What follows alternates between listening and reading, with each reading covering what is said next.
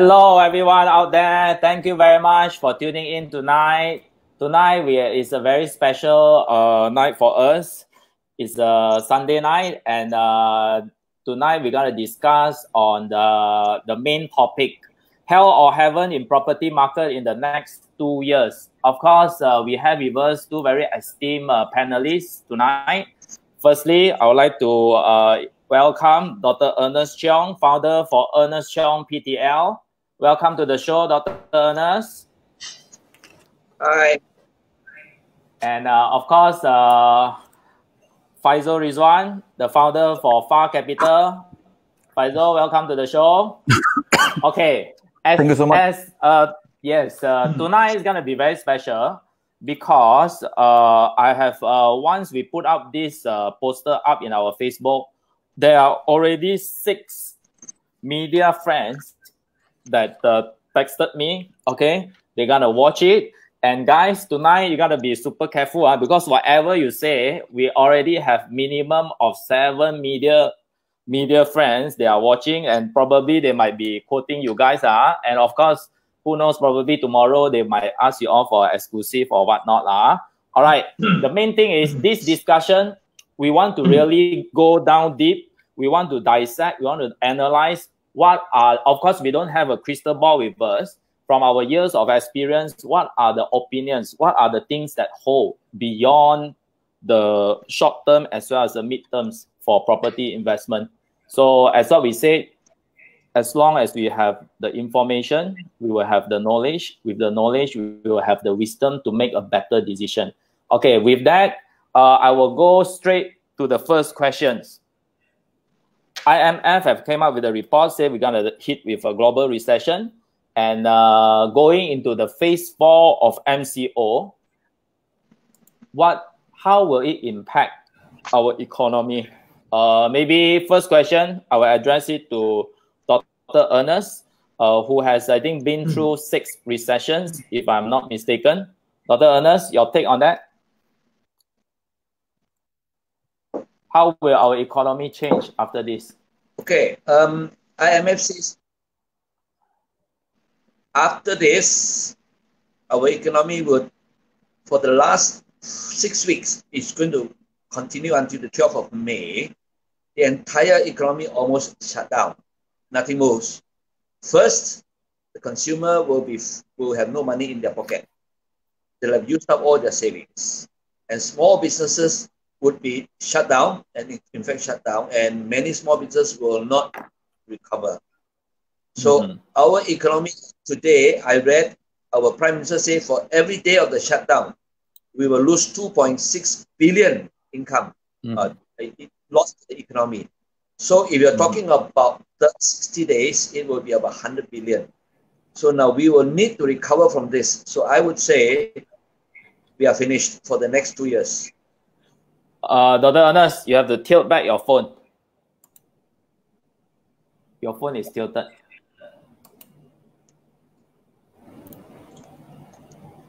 You have to tilt back your phone. Tilt it to this. Okay. You reverse, Dr. Ernest? Okay, Faizul, would you mind to intercept these technical issues? Maybe you can elaborate a little bit. What is your take on our overall economy now that we are heading for the 4th MCO? I think we are already in recession. In fact, we actually called, my firm actually called that we have a recession. I spoke to you about this even as early as in February. Right, before even IMF announced that we have a recession. And of course, IMF then announced that we will have recovery in 2021. I'm not convinced that every country will recover 2021. In fact, the country that has got COVID-19 under control, greater control for COVID-19 in the year 2020 will recover faster than most countries. So that will probably be my view. We are looking at a negative growth. It's already anticipated. Bank Negara is quite conservative about it. MOF is quite conservative about it. IMF, World Bank has all been briefed, right, in terms of growth perspective. So there's no debate whatsoever that this year we have a recession. together with 99% of the world, right? So it's probably going to be one or two countries which barely escape recession. But we will be one of those countries that will have recession this year.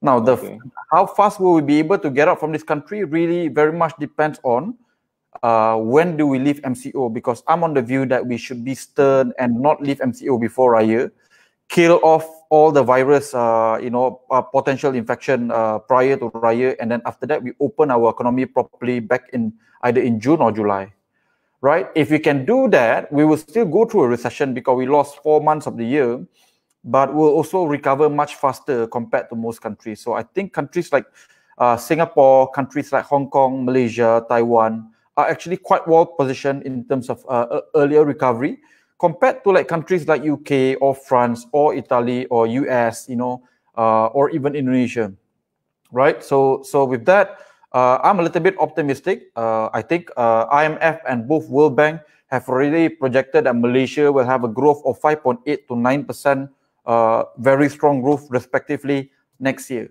So with that, I'm quite optimistic. These are agencies that you cannot buy their opinion. It's not like our government go and bribe them to go and say nice things about them. So with that, I'm actually quite bullish. Like I said, most country will go through recession this year. We're not going to be spared, right? Because we are part of the global economy, and this impacts everyone. However, I feel that we are going to be one of the first countries to be able to get out of this because, the way we are managing COVID-19 has been quite, as an example. True. And drawing back the reference to the previous recession, Faizul, for example, the 97 and also the credit crisis, how is it this time different than the last? Okay, this round, it is extremely different because everyone got whacked, right? So Asia financial crisis, basically ASEAN, right? ASEAN countries got whacked, right? And then during the global financial crisis, we are a bystander. We went through a recession because, Europe and US went through a recession. This round around, everyone will kena, right? So that's the big difference. So the big difference is that it's actually no one's fault. It's just that the whole world have to go through this market of correction and recession. And basically, and the difference here is that unfortunately, there will be a lot of casualties simply because it's a health-related pandemic. And this is something that we have never seen in the last, I think, close to about 100 years, right? Up until we saw Spanish flu, right? That outbreak literally killed millions, right? So that was the last time we see an epidemic of this scale. And now we have this COVID-19. And truth to be told, I've been speaking to a lot of people who are on a higher up there, people who basically no one has got a proper playbook how to deal with this crisis, right? So that would be the view lah. All right. Okay. Dr. Ernest, you are back. Would you want to continue your insights or your comments on this time around the recession, which they call it the mother of all crises? Okay. Now before the COVID crisis started in January, we are already on the way down into the recession. But the COVID-19 accelerated it, so we went down faster. Now, after this whole matter is over, I do not know how long it takes, Malaysian economy will not be the same again. Many people will be jobless. Many small business owners will be closed. So now, talking relative to the property market, sometimes we talk as though the property market exists by itself. It does not exist by itself. It's part of the economy. If the economy is not healthy, the property market is not healthy. So when it comes to property market, buying property, families for the next 12 to 24 months will be struggling to survive, to put food on the table. So I'm saying for the next 4 months, there will be very little activity. But rental, yes, people will have to live. So for real estate agents, we move to rent. Okay. Dr. Ernest, how will this recession be different compared to 97? Okay, 97, 98, we still have people having money, savings. The 97, 98 crisis starts in Thailand and Korea, in the external. So our banking system is generally still okay. And of course, our Prime Minister, Dr. Mahathir, has some friends in Japan. They lend us money. So liquidity-wise, we were still all right. It is the banking system. The 1998-90 was a banking crisis. But today is an everything crisis. The people's family debt is very high, 90%, 80%. Most families are living from month to month.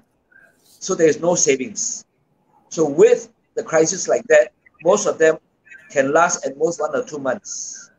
Now, when it comes to the banking system, the bank is overstressed, overexposed.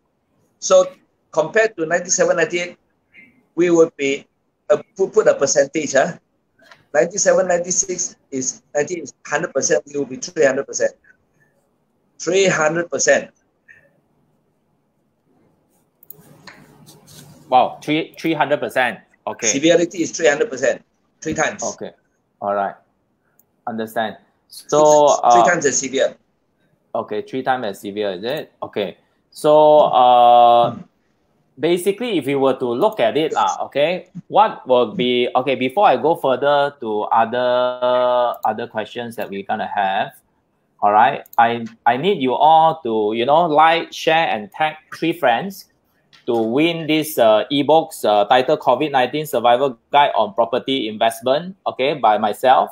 And hopefully tonight we can reach 2,000, okay, by everyone tagging another like and share and tag 3 more friends. We will be able to have, hopefully we can reach 2,000 for tonight. Okay, that's that. Okay, the other thing, of course, if you all have any questions that you would like to ask our panelists, all right, do share with us, okay? Do share with us your questions. Then we will help you to highlight it out, okay? And okay, back to this, back to the main discussion. What category of property will drop the most, do you think, Faizul? I actually prepared a slide for this. Okay, go ahead. Let me just quickly share my screen so that, I think people will be able to appreciate this a little bit more. Okay. Okay. KK, can you confirm that you can see full screen? Wait. Okay. Yes. All right. Okay. Got it. Okay. So basically, I prepared a list or industry whereby I think is going to be extremely badly hit by COVID-19 specifically.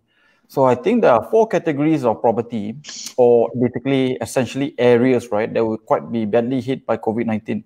First one is that any form of tourism-based properties, right? So whether you are doing Airbnb in KLCC or Bukit Bintang, you own a resort property in Malacca or PD or Genting, any form of GRR tourism-based property is going to be badly hit, simply because the level or the number of people who will travel in the year 2020 will reduce dramatically.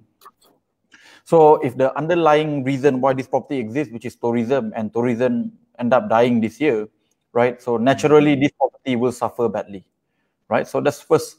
Second thing here, because tourism is, due to the health and pandemic reason, right? Then you have a grounding of airlines, right? So for example, we've seen in Indonesia last week, they basically announced no flights can go on simply because up until the end of May or June, if I recall correctly, to stop people from going back during Raya, in order not to, making sure that there's a virus outbreak, right? So airlines will be severely hit. So that means areas like Sepang, Cyberjaya, Nilai will also be badly hit over the next 12 to 24 months, as we see, streams of layoff within the airline industry, cost-cutting measures, airlines operating at 30 to 50% capacity, right? The third one will be oil and gas upstream. Downstream will still be okay. You know, you're talking about storage and production of certain things which is not related to oil, like gloves, you know. Upstream will be badly hit. So, for example, KLCC area, whereby, you know, most of the players are, places like Kemaman, places like Miri, right, will also be quite badly hit. And then lastly, speculation-based property, which doesn't reflect actual demand, right? So things like, for example, Medini ETC, whereby you have a high percentage of foreign ownership and foreign purchasers, will all be quite badly hit by this, KK. So that would be my... Okay, thank you very much. Ernest, what is your take on it? Would you want to share with us on the financial crisis 1997? First, Dr. Ernest? Okay. Can you show the slides, please? Okay. 97, 98 crisis. All right. Slides. Okay, sure. Just a sec.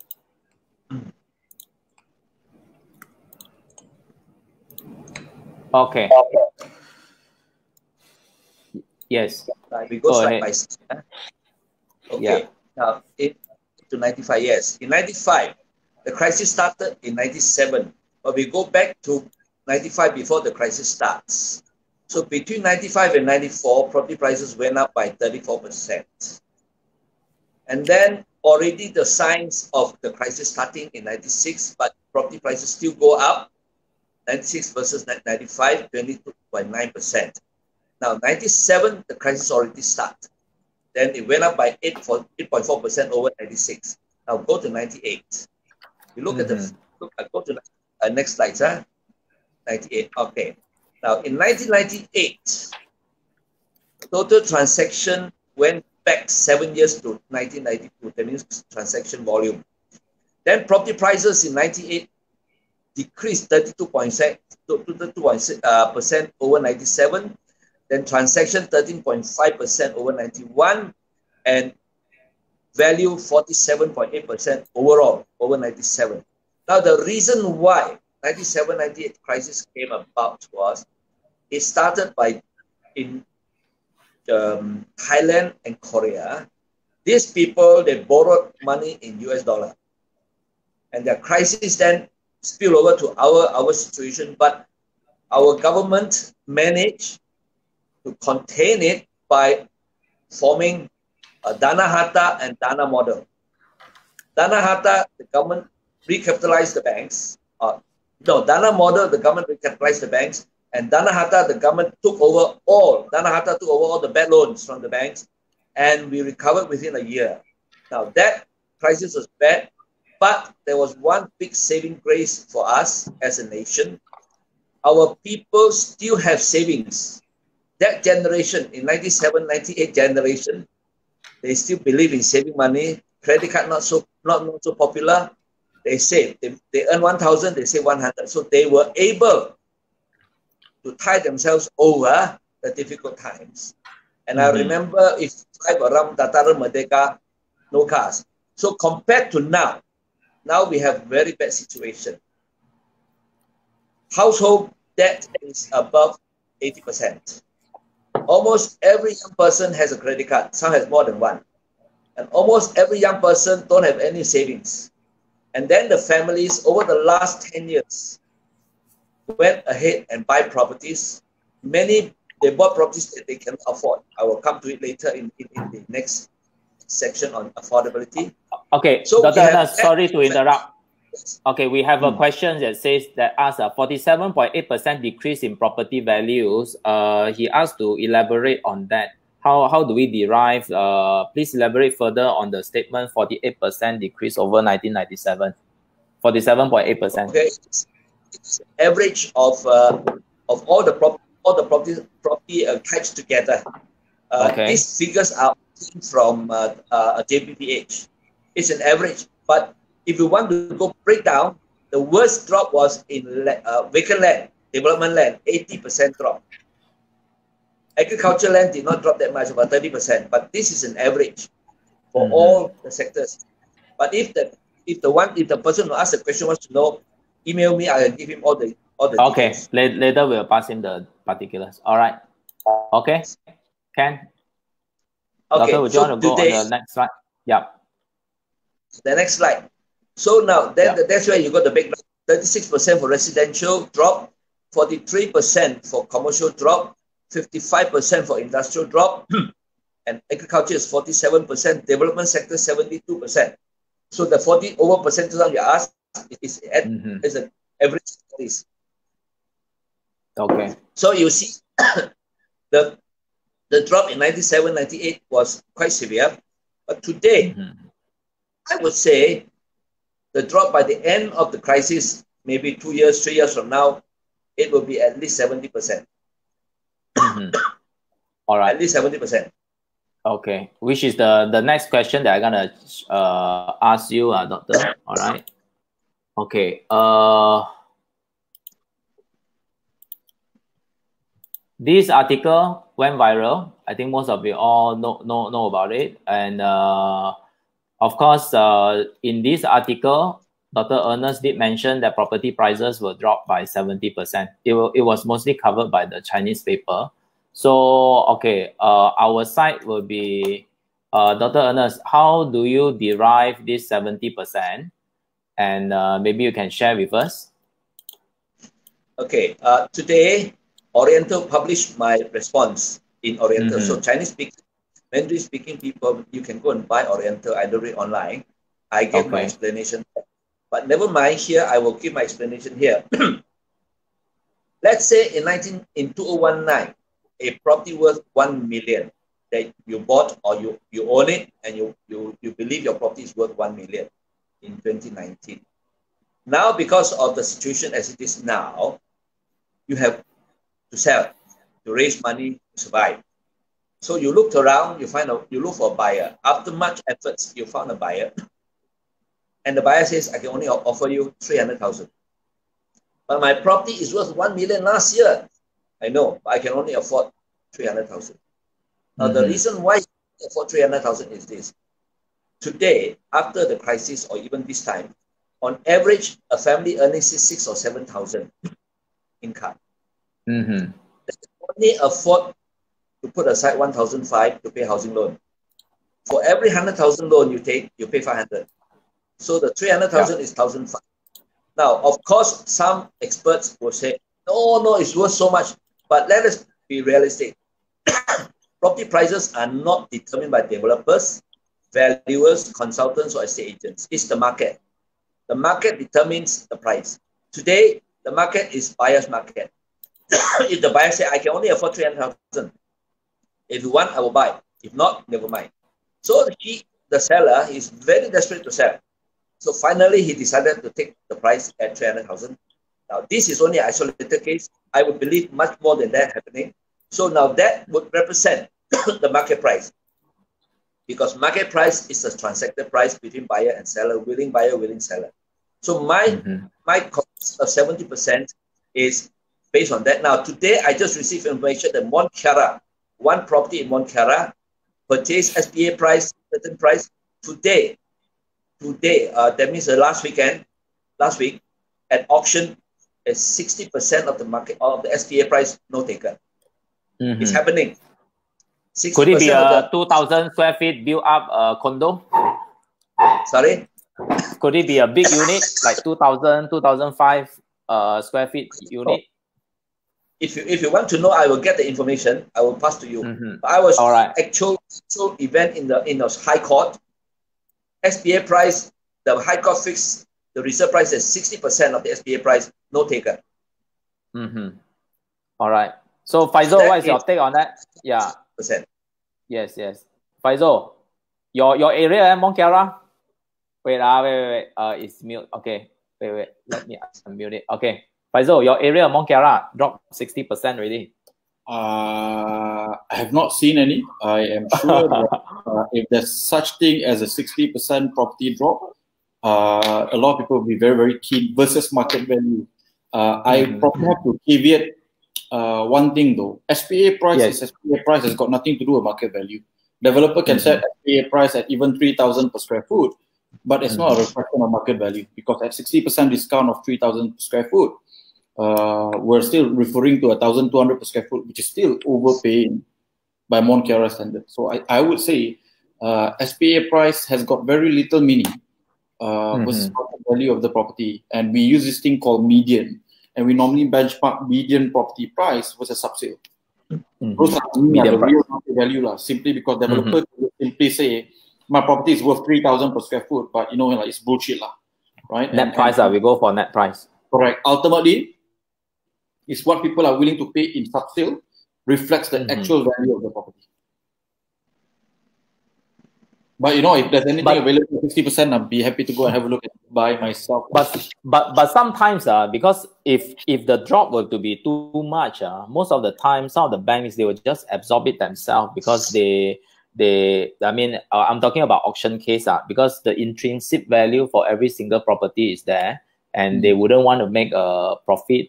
They wouldn't want to make a loss, and they see profit. Of course, they will go in and go right in. So, Faizul, the next question for you will be, property price. How will be the property market in 6 months or 12 months? In fact, 24 months, like our topic, property market in the next 2 years. Will it drop 70%? Okay, I think before I answer that question, let's go through the fundamental belief first, right? So again, I'm going to share my screen here, right? Of what we actually use to determine property values, right? So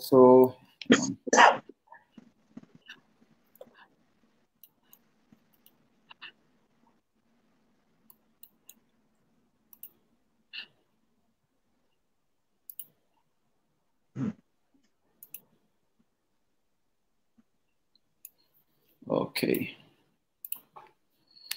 So these are the things that we basically look at before we can say a property market is overvalued or undervalued. And of course, this basically, after we explain a little bit on this, KK, we will come to the conclusion why we think property market will drop or why property market will go up, right?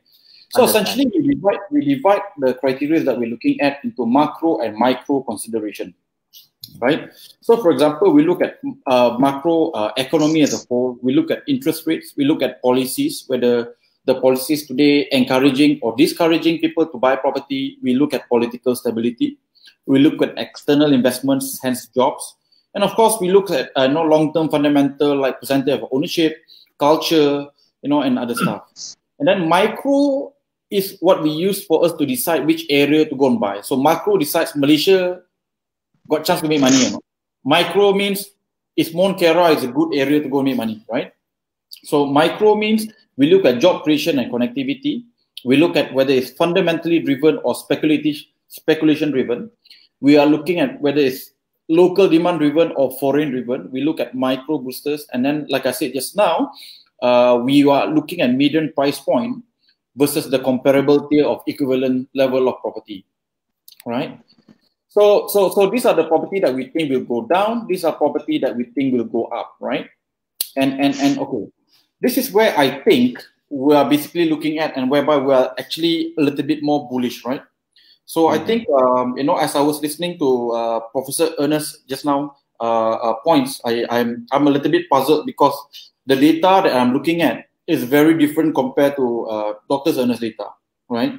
So I have to qualify first, guys, that I'm not academically qualified to go and do this. I'm just a regular investor who has been investing for the last 15 years. And today I'm a full-time investor. I run an investing firm called Far Capital, right? So academically, I'm not qualified to do, to make any prediction, but I'm going to do it as an investor who basically made 5 million from the last recession, right? So first and foremost, right, do we have a 80 to 90% debt household per family? The answer, our actual household debt is between 40 to 55%, right? So that's the actual data. Right? Economy, are we doing worse off compared to 97, 98? The answer is yes, simply because our income is more diversified, our GDP is better, our foreign investments are better. Savings-wise, do we have more people saving money compared to 97, 98? The answer is yes, because our savings rate, when, if I recall correctly, from a 300 to 400 billion in the pre-2000 to today, more than 1 trillion ringgit worth of savings in our banks today. So like I said, our data reference somehow differs compared to Dr. Ernest. So I guess, our reference point and our views will be different. If the data is different for us, then obviously the view will be different. right? Now, if you look at it here from a GDP plus house versus house prices point of view, you cannot have a growing house price if the economy is not doing okay. So that one I concur, Dr. Ernest, right? So the economy is the first thing. So if the economy is going to do okay, then you have a growing house prices subject to people, still have, relatively quite low property ownership, right? So for example, in Singapore, you got a 90% property ownership, Malaysia only 60+%. So between the two countries, Malaysia has got a better upside, and therefore, even in the last 20 years, you actually make more money investing in Malaysia dollar to dollar compared to Singapore. That's what the data suggests, right? So what we are looking at here is that if you look at it, the moment that interest rate drops, right? Interest rate drops, then you see a spike in terms of property value growth. So you can see here from the year 2010, prior to 2010, average interest rate is between 5 to 7%, right? So if you look at all the way from year 2000, right, it's about 5 to 7%. And then it dropped to below 5% for the first time in history of Malaysia, compiled with other economic activity, and then that basically resulted in a property boom exceeding our GDP growth. Now, you and I both know today, KK, interest rate has dropped to a level of below 4% and very likely continue to stay there. So for the first time in Malaysia history again, interest rate now is at below 4%. Now, it might drop further as well. It will most likely 99% certainty by end of the year will drop further by at least 50 basis points, right? Some people are predicting 75, right? So with that, we are looking at a 3% interest rate, and you're looking at average interest rate about 3.5. So that will be our new normal. Now, when central governments or banks globally, right, from US to Spain to Singapore, everyone is basically printing money, is trying to stimulate the economy because of COVID-19. Naturally, a couple of asset classes will become the biggest beneficiary, and our prediction here, similarly to 2008, 2009, property will be one of the bigger beneficiaries, right? So therefore, our general view for the next 2 to 3 years, it will actually be a quite good year for property because of low interest rate, too much money supply, don't know where to go, and naturally, Asians being Asian, because culturally it's relevant, unlike, for example, Europe or US, whereby people don't really care about property ownership. But in Asia, you are technically a loser if you try to get married and don't own a property, right? So you can't even get married to start with. Well, I don't know. I don't generally assume, right? But like I said, it's more prevalent in Asian culture. If you want to get married, you must have some form of stability, a car, a house, right? Otherwise, how can you feed my daughter, right? So with that,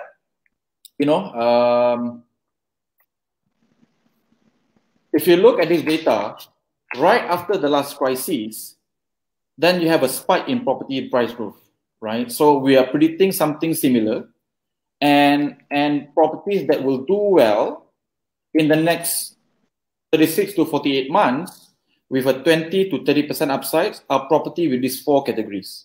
So basically, if just now I show what is a property that will lose money, right, for the next 2 years, this is basically the property that will get an upside, because not every property will drop in value, not property will increase in value too. But the one with a 20 to 30% upside are property with this category. First, rental yield must be above 5%. When your borrowing cost is 3.5, rental is 5%, means you are actually quite cash flow positive, right? Point number one. Point number two here is that you got a very strong local demand.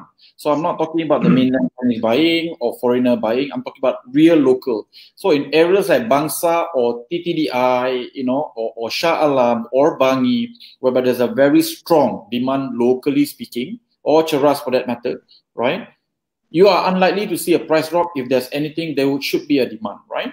Third one here is that you need to buy into properties that's going to become a beneficiary of job creation, right? So basically, there's a genuine real demand for those type of property. And lastly, you have like news stories like MRT1, MRT2, MRT3, right? So these are properties that I think under the low interest rate regime or the new norm will have a 20 to 30% upside. So not all property will make money, right? Bad property will not magically make money in the next 3 to 5 years, because, like what you said, there's a lot of press watching this interview today with great interest. Also, not all property will lose money. But even, for example, properties like this, I'm anticipating a 20 to 30% drop max. I don't see 70%.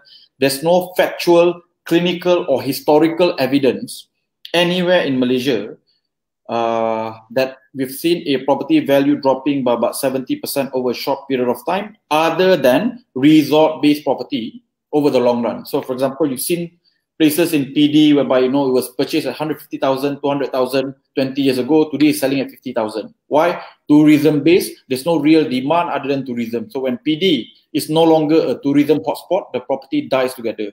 So these are what I call speculative property. All right, so speculative property with no real demand, like Bukit Beruntung those days, people were speculating that Proton and the new airport were going to go there, got screwed, right? So then PD properties and then Genting properties, right? So these are property that will do badly, and these are property that is going to do well. So it's not going to be something, everyone will make 20 or 30%. It won't happen that way. All right, understand. Okay, thank you for the sharing. Dr. Ernest, your side, you have any slides that you want to share with our viewers tonight? I would like to follow Faizul's strategy and make money within the next 2 years. But my gut feeling and my experience tells me, follow him, I will go down the drain. I want to go by affordability. Because at the end of the day, it's not the strategies, it's not the charts, it's not all the projections. At the end of the day, it's the man on the street. His pocket determines what the property market is. Now, I'm talking about residential and some shops. I'm not talking about those big offices. Now, those big offices, they got their own consultants, they got their own investors, advisors, and all this. If they collapse, they collapse. But I'm talking today, and my focus is, I want to talk to the man on the street. You are the man on the street. You are going to face good or bad the next few years, and you have to make a decision to buy or not to buy based on what you can afford, not what the analysts project, what the analysts say, this and that. Now, interest is very interesting. Interest is only applicable if you are going to borrow money, because you pay less interest, you pay less installment. But if your pocket is empty, you can't afford to buy. It doesn't matter what the interest rate is. So now I would like you to show the affordability list, KK. Yeah, which one? The affordability, is it? The general one first, not the comparative. Okay. Statement by Bank Negara, is it? Okay, let's go by statement by the minister first. By the minister, statement by the minister. Right. Statement by the minister. All right. Okay. Before that, let me give credit to some of our friends here that share, tag, and like our page tonight. Frank Man, Jensen, Kevin, Nasmi, John Fran, Evelyn, so many of you all. So let us share more, because now we are at about close to 1,009. Okay, let's share more so that we can reach 2,000 for the night. So many of you all, Francis, and all of you will be entitled for this free books that we're gonna give out to you all. All right. So this will be the book. Okay. Arrow Recall, Sean Lee, Casey. Casey has been tagging a lot of friends. Heng Choi, Y Kid, and all that. Okay. So we all gotten your name already. We'll send it over to you. All right. So without much ado, let me show the slides for Dr. Ernest. Okay. Go ahead. Yeah. Let me go to the first page. Okay. From the minister first. Yeah. Statement from Bank Negara. Now, residential property glut is at the highest level in a decade. That was 2017. Move on. The pricing of residential properties at above 250,000 is the main reason for this cannot afford to buy for this oversupply, as most Malaysians cannot afford to buy residential properties. Statement by Bank Negara, not by us. There are 130,000 unsold units as at March 2017, priced at above 250. 61% of the unsold units are high-rise apartments. Supply-demand imbalances in the property market have increased since 2015. Next, done. Okay, unsold residential properties at declared unsold. Okay, now, so now we have a Bank Negara telling us what they found. So we have an affordability cap, 250,000. All right, and there is an oversupply. Now let's look at what the minister says. The Deputy Minister of Finance. Deputy Minister of Finance. All right. Yeah.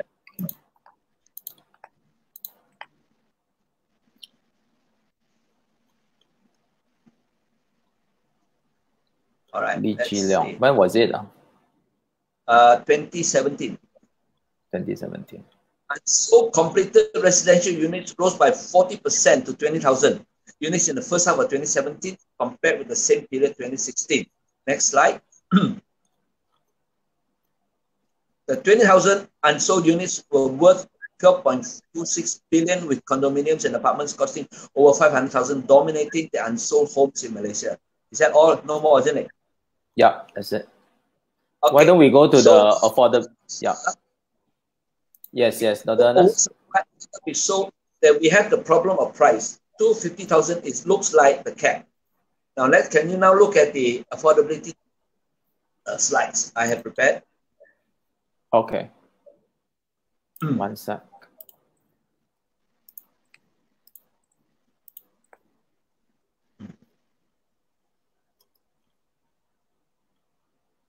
Okay, affordability test 2013, 2015, 2018. I give three figures.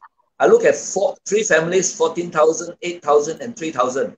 Most of you watching are within this category. Now let's look at the next slide. High income family.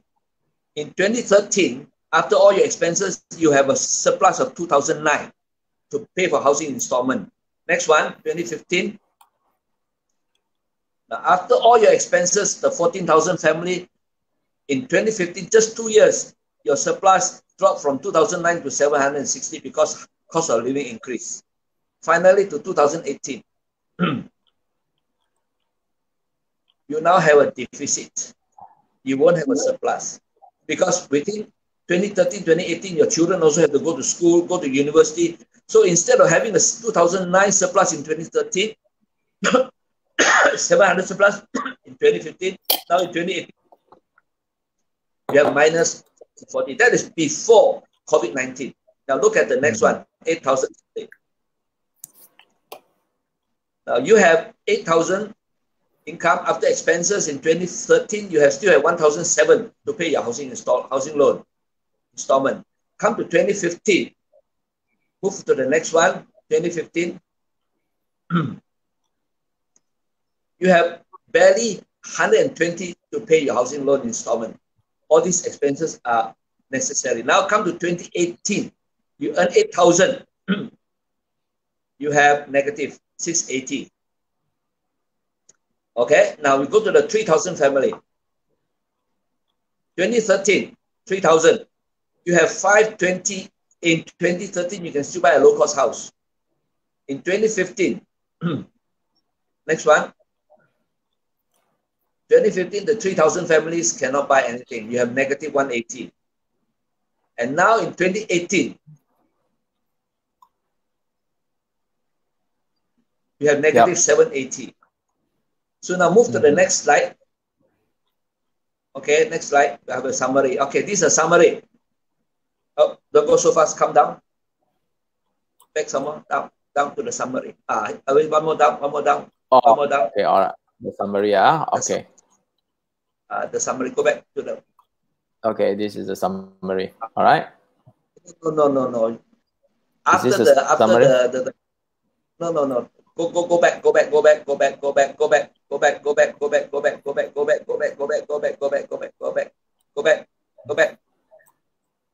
stop here.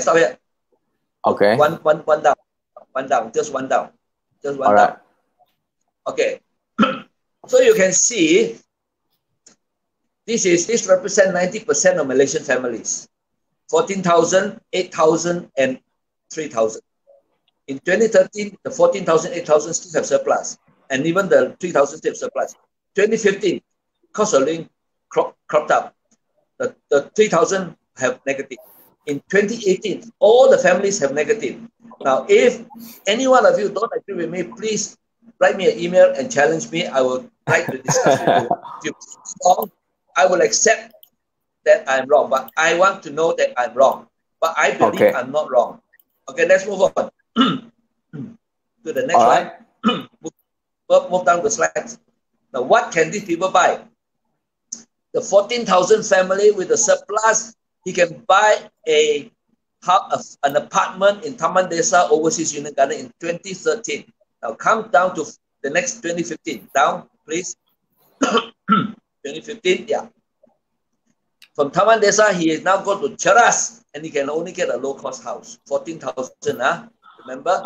Next, now 2018, the 14,000 family, you can buy nothing. Okay, now come to 8,000.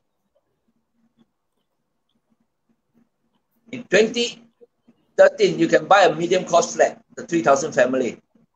No, go to 3,000, come down. Okay, 3,000, okay. 3,000. Up, you're too fast. Here, okay. 3,000 family. In 2013, you can buy a low cost flat. Come to 2015, next slide. Come down. You can buy nothing because you are now in negative. Okay, in 2015. Now in 2018, you are only survival level. The 3,000 family in KL, you are survival level. Now come to okay, next one. Look at the okay, stop here. This is a comparison. The 14,000 family in 2013 can buy an apartment in Taman Desa. 2015, he downgraded to low-cost flats in Cheras. 2018, he cannot buy anything. Now, the next one, the 8,000, in 2013, he can buy a flat, medium-cost flat in Kajak. 2015, 2018, he can buy nothing. And the low-cost, in the 3,000, 20, he still buy a low-cost flat. 2015, 2018, he can buy nothing. Now, I also invite viewers, if you can show me I'm wrong, please contact me. But I believe the situation is very dire within our society. How are they going to buy? Next one. Go to the next one.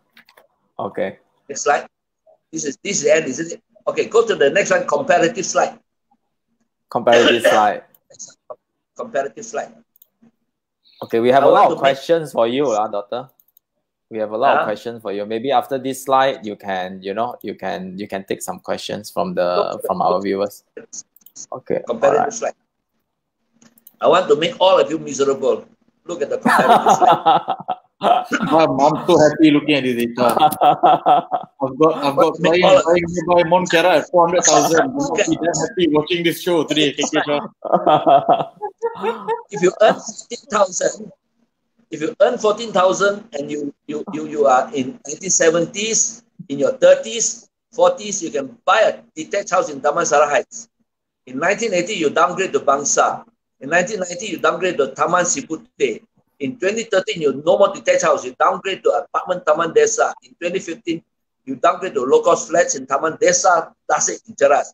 Go up. In 2018, you can buy nothing.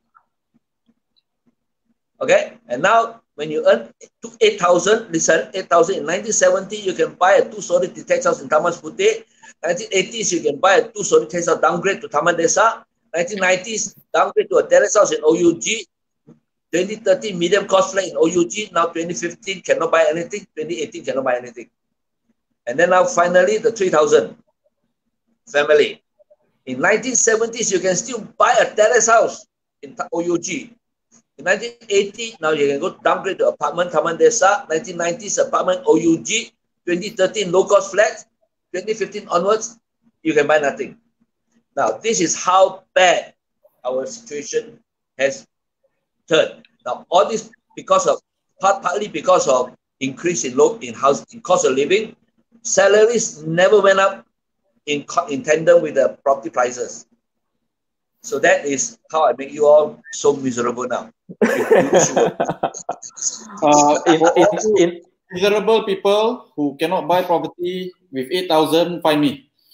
But in all fairness, but in all fairness, the lender, of course, we know lah. I mean, in terms of affordability wise, the gap is getting wider, and of course that's why we see a lot of high rises being built. Of course, our main suggestion to the government also, if they can increase the plot ratio, probably there will be a chance that the pricing could be reduced somewhat. And we also do know, I mean, right now, a lot of us, to own a landed property, it seems like a very, I wouldn't say far-fetched goal. It's something more difficult to attain. Faizul, would you want to add on some of the sharing by Dr. Ernest, some of the slides in terms of, for example, 15,000 household owner, they might not be able to buy any property? I think I have just a couple of comments. First and foremost, I was very happy looking at the data, knowing someone with 8,000 salary cannot even buy anything. Then I have a bunch of clients who are on 4,000-5,000 today are able to buy somewhere at Mont Kiara for 4,000-5,000 salary. So I'm quite happy to be able to do what is above average, right, compared to the mass. Second thing is the question of the affordability ratio is a benchmark that is being used but not used commonly or widely by everyone. Let me explain what I mean by that. It's basically akin to saying just because a Muslim say don't eat pork, everyone in the world should go not eat pork as well. If you understand what I'm trying to say, right? Because the reality here is that if you look at a affordability point of view, right, KL is still cheaper compared to, for example, places like Jakarta or Bangkok. But the relative income of people in Jakarta or Bangkok is actually lower compared to KL, right? So the question is that what really is affordability, right? So the other thing that affordability did not take into account is the question of how much of a percentage of your monthly installment, right, from your household income, what is the percentage should be used to calculate your monthly installment. So again, if you allow me to share my slides here, I've actually prepared something which I think would be extremely useful for a lot of people, right? Now, okay, go ahead.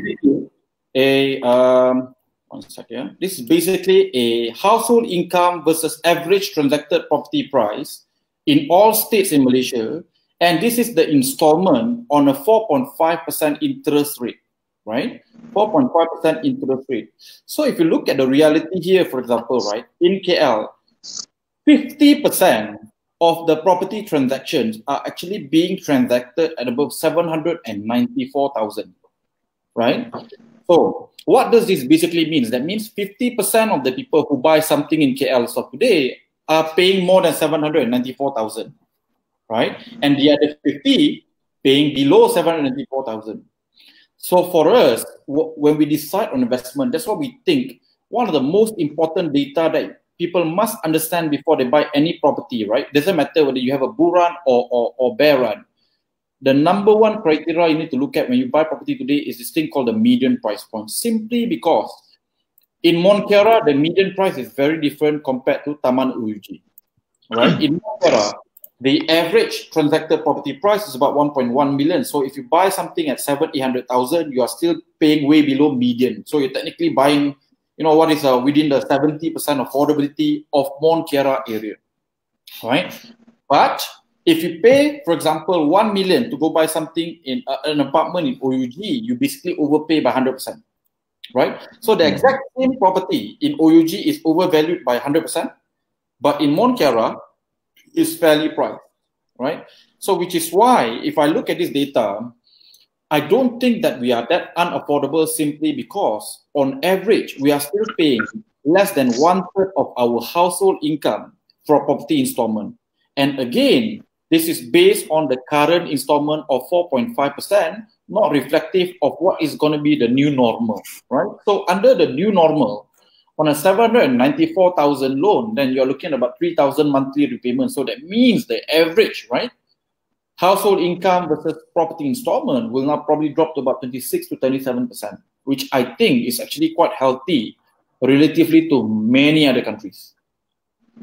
So that would be my thought process. So again, everything that we look at, we look at the data.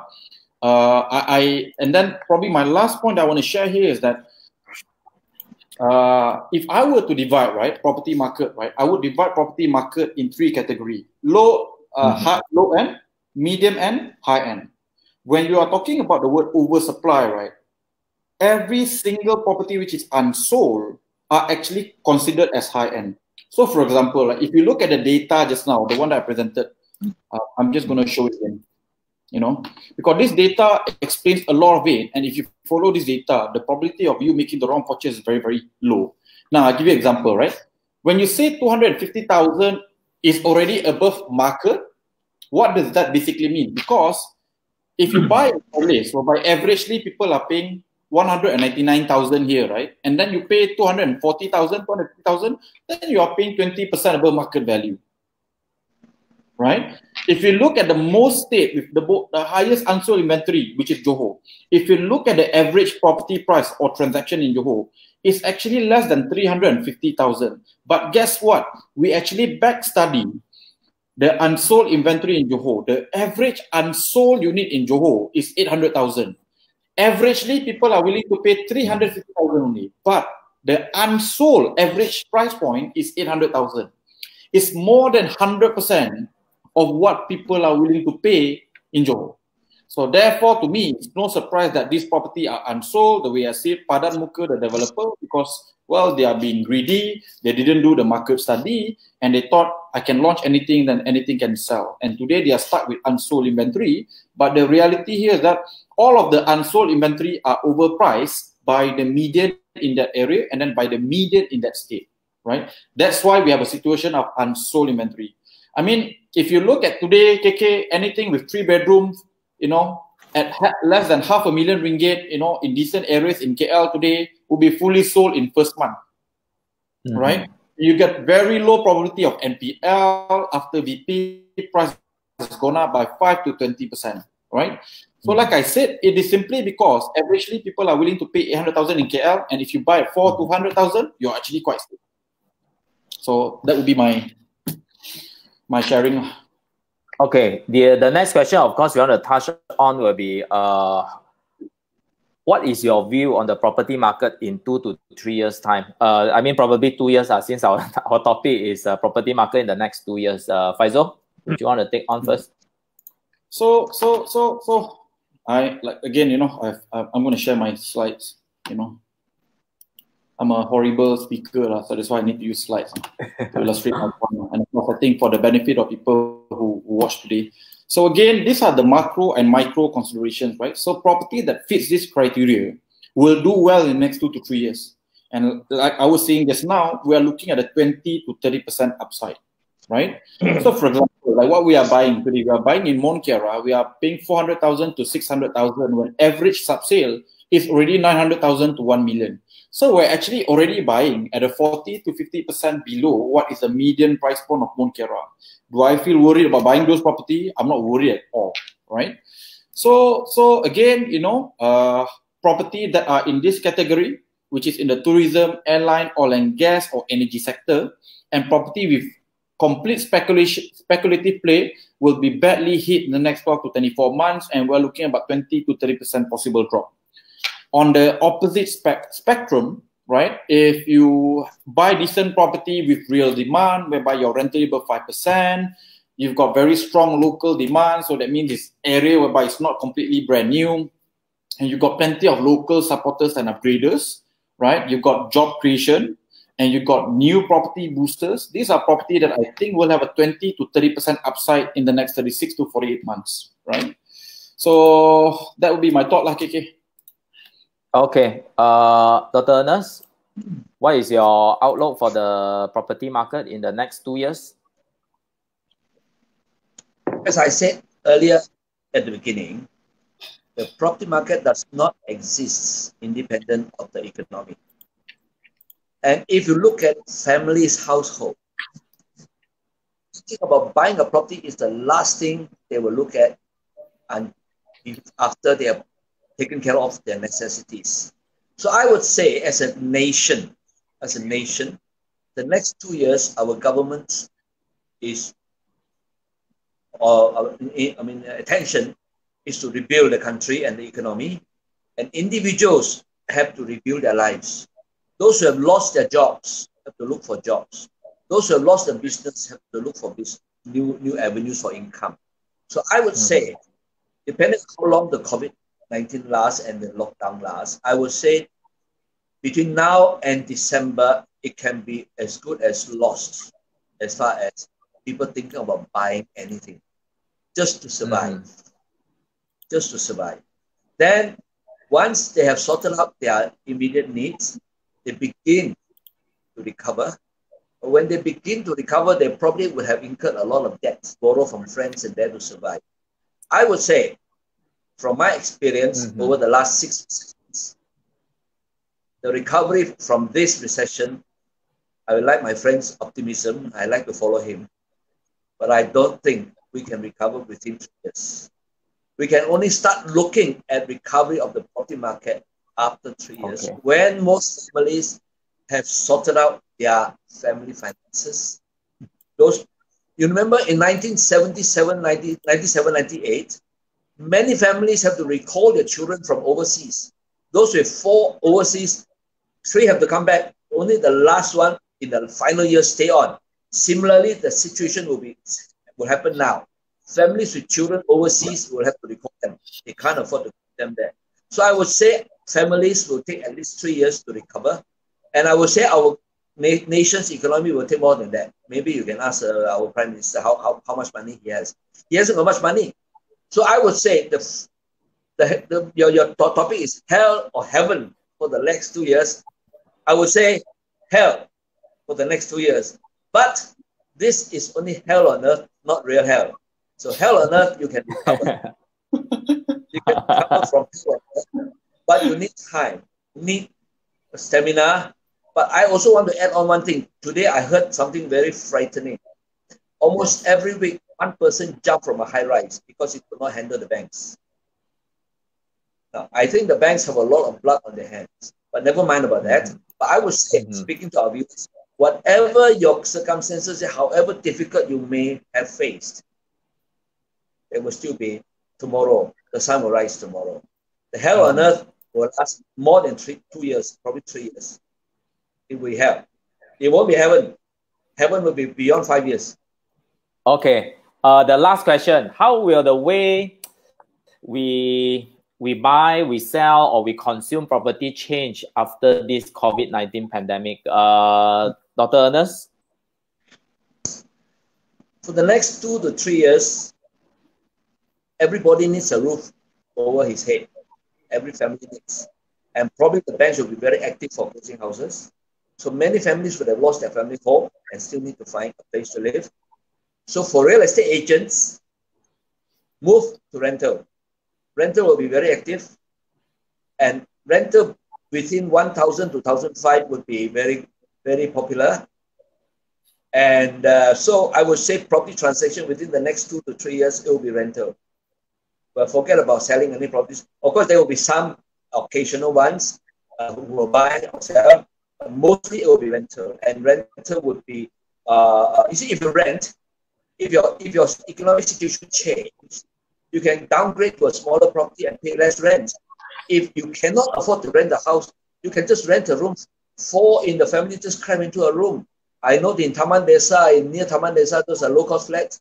1 flat with 3 rooms, 3 families. So if you rent, you can adjust. So my answer to your question is, for the next 2 to 3 years, it will be rental. Very few transactions. All right. Okay, one more thing. Faizul, your side, how will things change after? Yes, doctor. One more thing I want to add is, I will not focus on industrial or commercial properties. I think there will be a bloodbath for them. In the 1997, even 1980s, is bloodbath. Then developers just disappeared. So that area cannot be safe, because if the consumer sector does not recover, there will be no consumer demand for malls. There will be no consumer demand for hotels. So we have to recover the consumer sector first. Then only the commercial sector can revive. Okay, you have a question. Okay. All right. Faizul? I think we will see the worst property transaction level in the last 20 years this year, right? So last year we did 197,000 transactions. This year you can forget at least 4 months of transactions gone, right? So we're looking at probably about 150,000, all lower property transactions. So it will drop to a 20-year low. So from a demand point of view, I think people will be extremely cautious for at least the next 12 months. So because of that, my prediction here is that I think sub-sale and auction will suffer simply because those two requires a lot of cash, right? But if you are buying from primary market, whereby you don't really have to utilize a lot of cash, I think there will still be some form of demand, and how we even buy property moving forward will also change. In fact, right now, I think one of the trends that we're probably going to look at happening as of today, KK, is that number one is that people are going to be a lot more comfortable buying property online, off the shelf, right?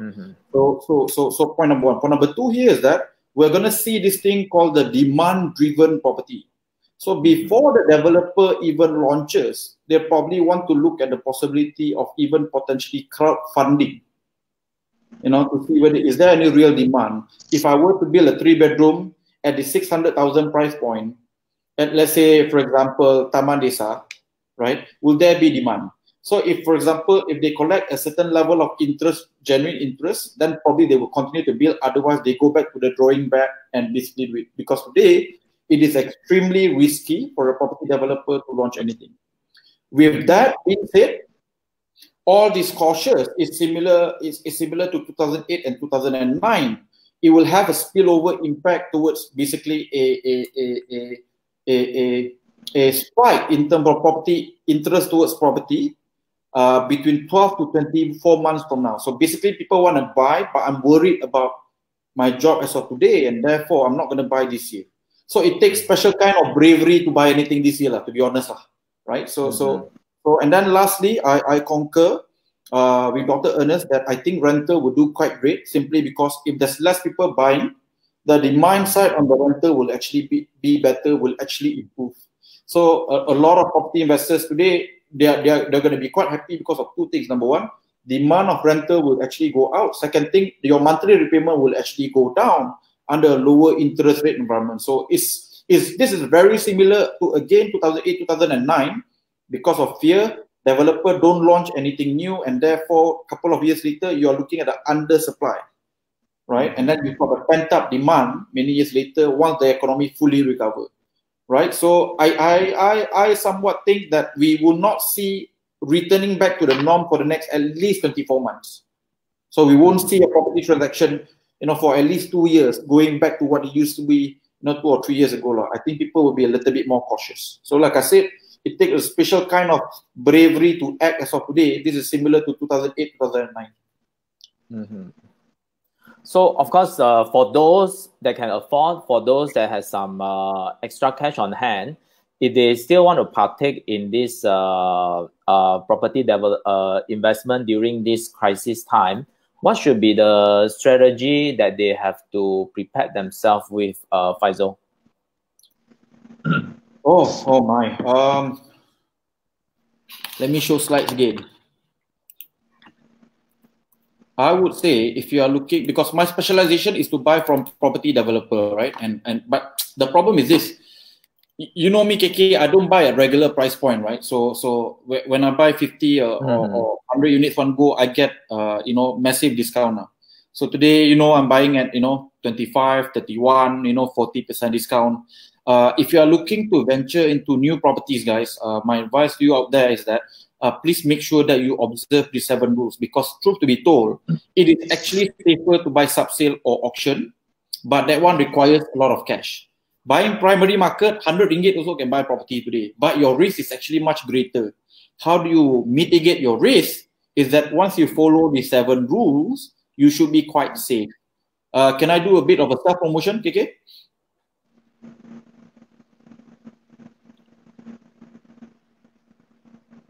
So okay lah, I assume yes lah.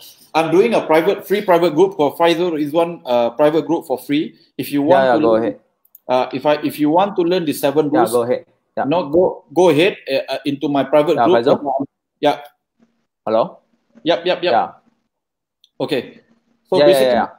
I'm doing a private group whereby it's free. It's called Faizul Ridzuan Private Group -free. Join the group if you want to go and learn all of this. I'm teaching for free during PKP, so I'm not going to charge you guys anything. So go ahead and join. Once you understand the 7 rules, the probability of you buying wrong property from primary market is actually much lower. But if you don't understand the 7 rules, please just stick to buying sub-sale or auction. It's much safer for you.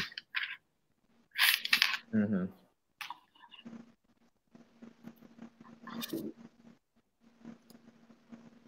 Okay. All right. Okay. Yeah. So with yes. Dr. Ernest, anything that you want to share with our viewers tonight? That more than 2,100 of our viewers tonight tuning in to watch both of you all give your insights. What are the things that you want to give away to them before we end the show? There's something which is very in my heart. The last 5 years or more, people have been induced or encouraged to buy properties with no deposit and even promised cashback. And they were told, you buy the property today, 1 million, you don't have to pay anything, no deposit, and then you still get cashback. And in 18 months, 24 months, the same property you bought for 1 million today will go up to 2 million, and you can sell it for 2 million and pay the bank 900,000 or 1 million, and you still make some money. Now, that was very good decision the last 5 years. Now, last 3 months, I've had 70 people come to see me, some with their wives, crying. What happened is this: they salary is about 8 to 10,000.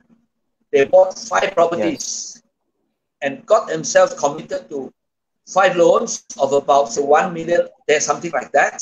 So 1 million is going to pay 5,000. So 5 properties is 5,000. Your salary is 8,000. But they were promised that in 18 months or whatever, the property price will go up. They sell and they make money. And they were promised by the people who encouraged them, or the cashback you will use to pay the installment. Now, they came and asked me, what can we do? I said, look, normally there's nothing you can do. You owe the bank, you buy, you pay. If you don't pay, they make you a bankrupt. I began to investigate into the legality of this transaction, and I found the SPA is unlawful, void. The loan agreement is unlawful, void, simply because in the SPA, they increased the price, say from 1 million, increased to 1.5 million. To get 90% loan from the bank is get 1.4 million loan from the bank. So that is fraud under Section 24C of the Contracts Act. So if there is fraud involved in the contract, that contract is unenforceable. There's also the other thing is Section 24D, where a third party is injured. And the third party in this case is the bank as an institution, not those working for the banks.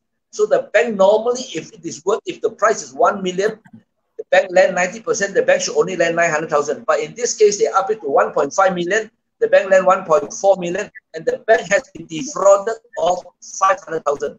Now that is another violation of Section 24C and D. Now, Section 25 is very clear.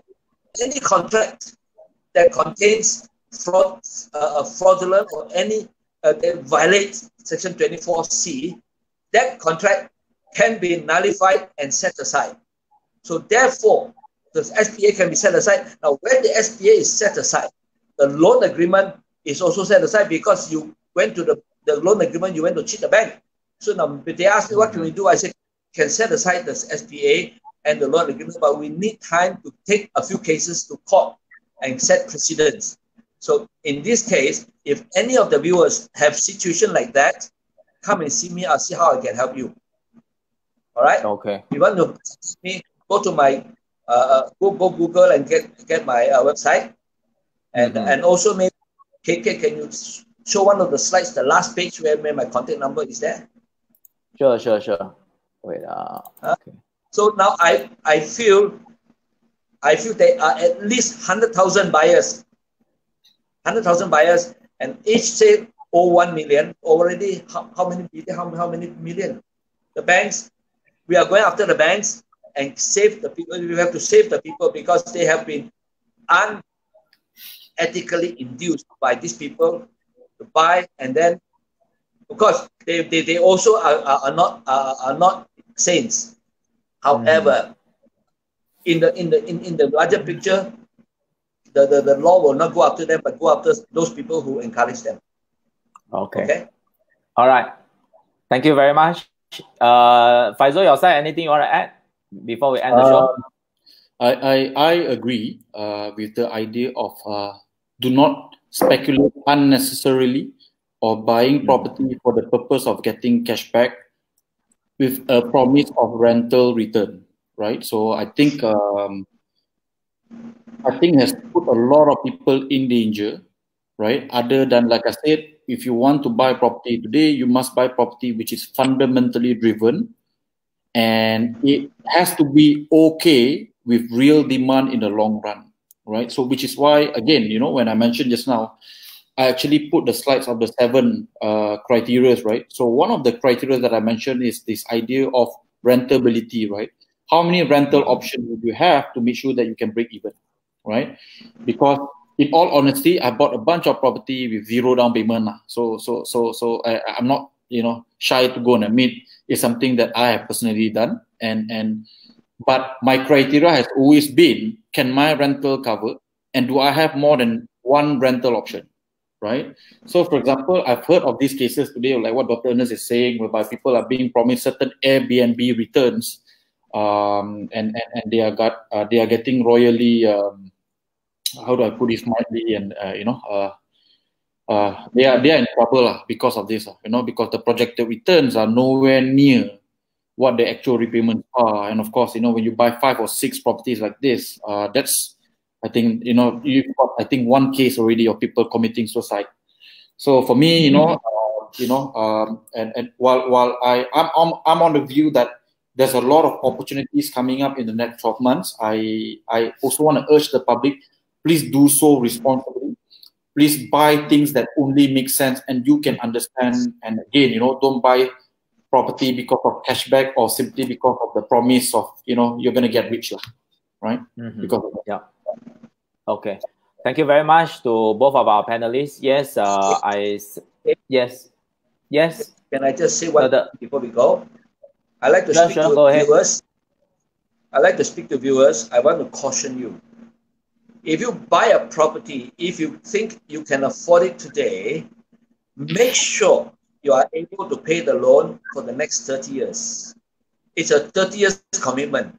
It's not a 1-year commitment. And never buy a property on the possibility of selling it, they call it flipping it. You must buy the property for keeps. If you buy something, you must have the capacity to pay the installment for the next 30 years. If you're not sure, don't buy. Today, rent. There is no shame in renting. No shame in renting. No, so don't jump into the hole if you're not sure you can sail through or swim for the next 30 years. If not, don't go in. Don't go in, because I've seen enough of people crying in front of me. They cannot solve the problem. Thank you. Yeah, so basically, like, to echo what both of our panelists say, we have to buy responsibly. And of course, you have to look at the affordability side. Like, each and every one of us will have our own risk appetite. Before we go venture into any investment, we really have to study hard. What are those things that we can afford? Of course, probably not to say afford for 30 years. For me, it's my gameplay is as long as you can afford it for at least 1 or 2 years, it will give you a good buffer, because rental will come in to, you know, cushion off some of the installment. And rentability factor also very important. Of course, there will be people that have vested interest that will tell you this area, this condo will be fetching 30%, 40% more than the next block of old condos. You have to be skeptical on that. As long as you can take the actual case scenario as a base point, as a yardstick for your rental, future rental, then I think it will be a very safe play. With that, thank you very much to all of you, both of you all, really appreciate it. And thanks everyone for watching and tuning in. It has been a great show. Thank you for all your insights, all your sharings. I know especially Dr. Ernest and Faizul has prepared many slides for us to benefit all our viewers tonight. Thank you very much. And like what we always say, have to keep, I'm the type of person that see glass half full. And with that, we have to be cautious, but optimistically cautious. Thank you very much again, and may you all have a great days ahead. And thank you very much, and see you guys soon. Stay safe and stay home. Bye-bye. Bye. Bye.